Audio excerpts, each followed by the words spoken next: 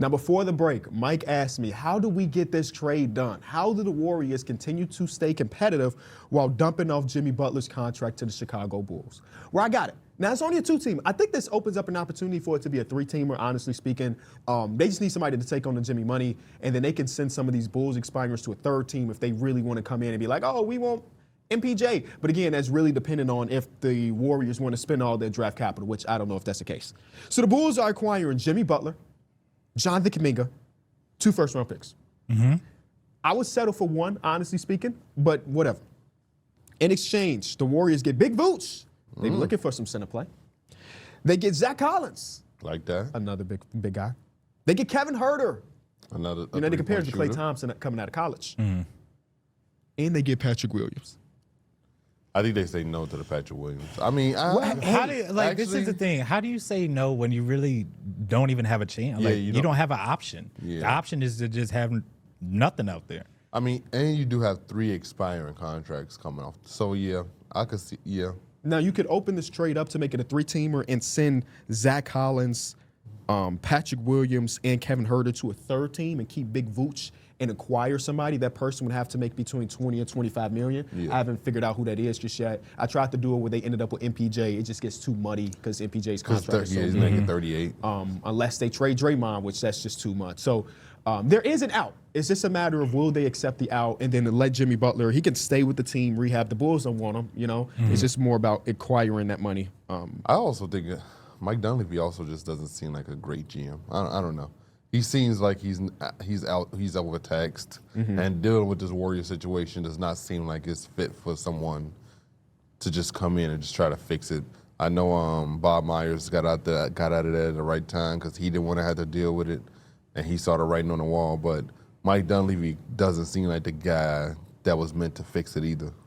Yeah, I mean, so far we got a very limited sample size with Mike Dunleavy as a GM. He seems like he doesn't know what to do. Yeah, because I don't blame him. I mean, for me, it's pretty obvious what I would do as my best player in franchise history, still actively on the team and still really good. So much he's an all-star starter at 36, 37 years old. So for me, I don't even think you need to trade 20, 33 or but like the fact that you still own your own first-round pick this season is kind of mind-blowing to me. Yeah. Like I feel like that should have been shipped out of the door for some talent in the first place. It's just unfortunate that I just don't know if there's a singular trade that puts them over the hump. And then that's probably why Mike Dunleavy's just like, I'm just not going to do that trade then. Yeah. Also, he doesn't have the emotion. I would say he probably doesn't have the emotional attachment as like Bob Myers either. So like, it would probably be easier for Bob Myers to be like, yeah, Steph, I got you. Right. We're gonna swing for the fence for you one last time. For Mike Dunleavy, he kind of like, I still might have to be here and not have to do. I didn't have to deal with having no draft picks. Yeah. Like there is no out for me. This is like what I have to build for the future now instead of the now. Bob Myers built for the now. He did that. They won. They were successful. He made this organization relevant again. Mike Dunleavy kind of has to like go into that next chapter, but also he's like, but Steph Curry's still here. He still got unfinished business. Yeah. It's a tough situation. Again, I feel like whatever you bring in, it's just not going to be. It's not going to match what Jimmy was kind of doing. Because at the end of the day, he was still good enough that where just Steph was having an off game, or they needed somebody to kind of carry them or uplift them in a quarter or for a game or for a half or whatever. Jimmy Butler could do that. Now there might be just trading for depth. Yeah. All right, let's move on. The New York Knicks lost a huge game on national TV to the Dallas Mavericks. Not the Anthony Davis, Kyrie Irving Dallas Mavericks, not even the one that has Daniel Gafford or Derek Lively. This is a huge loss to Max Christie, Najee Marshall, and what, Cisse? Is that how you pronounce Cisse? Huge win for them, huge loss for the Knicks. And the Knicks, since the turn of the calendar year, have just been awful. They have been. And again, I don't know if it's just like they're hit like the mud or something, or it's just a nasty losing streak, but they have just not brought the energy at all. They haven't looked like the team we kind of seen earlier. And I thought that was a testament to Mike Brown's, philosophy to just do it differently, where everybody was eating. This, you kind of just see the problems and the weaknesses they have. They don't have people that's really finna create good looks for themselves or just play make for others. It goes back to a lot on Jalen Brunson doing most of the carrying. Yeah, I mean, if you look at the stat sheet in that game, you would say Cat had a good game. Cat didn't have a good game. He sure did not. Like, he might have had 22 and 18. That's like the least impactful 22 and 18 game I think anyone has ever played. Yeah. Because he also did like bonehead stuff. He has so many dumb fouls. Like, he had a play where he got a steal for a breakaway dunk. He had a 3, and then he turns around and he kicks Dwight Powell in the nuts. And I'm just like, and then there was a whole swing after that. And I'm just like, bro. And also the step back 3 that he took was such a disgusting shot. Dude was like leaning and fading and so off balance. I'm just like, bro, there's no way that's the best shot in this situation that they could have got. I said we as if I'm a fan, but like, I don't know. He had such a bad game, even energy wise. C-State was outworking him on the glass. Like, that 22 and 18 doesn't really show how bad he played. You know, people are in Knicks fandom are speculating that he has the yips, for one, or two, he just hates Mike Brown. From the very first moment we heard anything about the Mike Brown hiring and the Karl Anthony Towns, it was a matter of I don't know my role. Pierre went on a great rant about this just a few weeks ago. And from that moment, he has not looked like the Karl Anthony Towns that we know and love. Yeah. And Jonathan Macri, I apologize if I'm pronouncing that wrong, from Knicks Film School, put together this full piece on Substack kind of showcasing the timeline of Karl Anthony Towns' comments about the coaching and things like that, and how it all came to a point a couple games ago when they went against the Warriors and all of the Knicks teammates were dapping up Draymond Green, knowing that Draymond Green and Karl Anthony Towns have this level of history. So there's some speculation that not only is Karl Anthony Towns out on the coaching staff, but maybe on some of his teammates. Because, yeah, some of the things that he's doing right now are just not Karl Anthony Towns-like things. And then we get the rumor, and I don't know if it's from a credible source, but that the New York Knicks are thinking about maybe moving him, and there's a few teams that might be interested. So it's awful. 2 weeks ago, this was my favorite to win the Eastern Conference.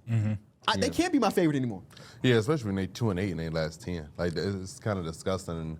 And I just also don't think you can win the conference with Cat being your full-time starting. You know, I understand what Minnesota saw. It's so, yeah, they got out like bandits because Julius Randle's damn great. It's so hard for me, especially because these are the dog days of the NBA. This is right before the All-Star break. Yeah. Only people that are watching hoops right now, let's be honest, it's kind of us because it's our job to do so. And it's hard for me to differentiate what's real and something I should be concerned about versus it being dog days. Because just a few weeks ago, they were the winner of the NBA Cup. They were at the top. We did the power ranking, and Pierre's like, "No, this is the second best team in basketball." That was just 2 weeks ago. And now I'm like, the sky is falling, DEFCON 1. I might be all out. But the other teams ain't doing nothing either. Yeah. I mean, the Pistons The Pistons are good, but it's maybe it's the youth and things like that. But I just can't completely buy It is into actually it. crazy. When they won a cup and stuff, they were like a few games behind the Pistons. They were for the one number game seed. behind, yeah. And now they're 7 games behind. That's how much of a turnaround it's been. Yeah. They went from almost snatching their number 1 seed to looking like a team that they have no chance of even getting there no more.